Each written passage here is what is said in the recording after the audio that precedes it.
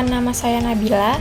Saya akan menjelaskan tentang pajak penghasilan PPh 21 dan 26. Pajak penghasilan PPh 21-26 merupakan salah satu jenis pajak penghasilan yang dikenakan pada penghasilan yang diterima atau diperoleh oleh wajib pajak dalam negeri sehubungan dengan pekerjaan, jasa, dan kegiatan. PPh 2126 memainkan peran penting dalam sistem perpajakan Indonesia, memastikan kontribusi yang adil dari setiap individu dan badan usaha.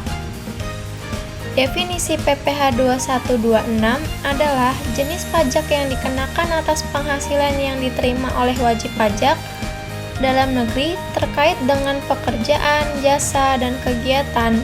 PPh 2126 merupakan salah satu komponen penting dalam sistem perpajakan Indonesia, memastikan kontribusi yang adil dari setiap individu dan entitas bisnis. Subjek PPh 21 dan 26, yang pertama karyawan tetap di suatu perusahaan atau instansi pemerintah, yang kedua penerima pensiun, tunjangan hari tua atau jaminan hari tua, yang ketiga orang pribadi yang menerima honorarium, komisi, atau imbalan serupa dengan nama dan dalam bentuk apapun. Objek PPh 21 dan 26 yang pertama gaji, upah, honorarium, tunjangan, dan pembayaran lain dengan nama apapun sehubungan dengan pekerjaan atau jabatan, jasa, dan kegiatan. Yang kedua, uang pensiun dan pembayaran berkala lainnya. Yang ketiga, penerimaan dalam bentuk natura dan kenikmatan lainnya dengan nama dan dalam bentuk apapun yang diberikan oleh pemberi kerja. Tarif PPh 2126 yaitu 5% untuk tarif dasar, 15% untuk tarif pegawai tetap, 20% tarif untuk penghasilan tambahan, dan 30% tarif untuk penerima pensiun. Mekanisme pemotongan dan penyetoran pajak PPh 21 dan 26.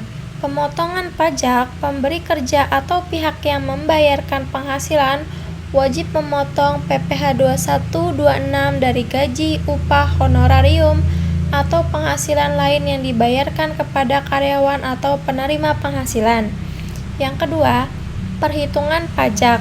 Jumlah pajak yang dipotong dihitung berdasarkan tarif pajak yang berlaku, sesuai dengan status dan jenis penghasilan penerima. Yang ketiga, penyetoran pajak.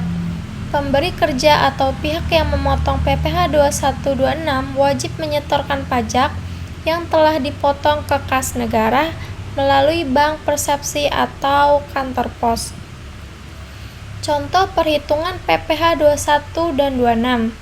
Berikut adalah contoh perhitungan pajak penghasilan 2126 untuk seorang karyawan tetap yang memiliki gaji bulanan sebesar 8 juta dengan menggunakan tarif pajak yang berlaku.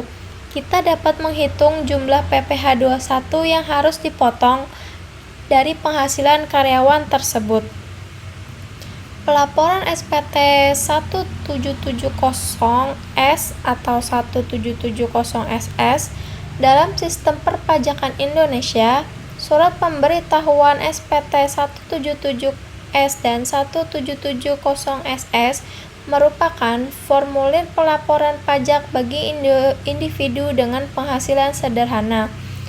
Formulir ini digunakan untuk melaporkan pajak penghasilan PPh 2126 yang telah dipotong dan disetor oleh pemberi kerja. Tata cara pelaporan SPT 1770S atau 1770SS yaitu mengumpulkan seluruh dokumen dan informasi yang diperlukan seperti bukti pemotongan PPh 2126, bukti potong, dan catatan penghasilan lainnya. Yang kedua, mengisi formulir SPT 1770S atau 1770SS dengan teliti, mencantumkan seluruh penghasilan dan bukti potong pajak yang telah dibayarkan. Yang ketiga, Menghitung jumlah PPh 2126 yang telah dipotong dan disetor, serta memeriksa apakah ada kelebihan atau kekurangan bayar.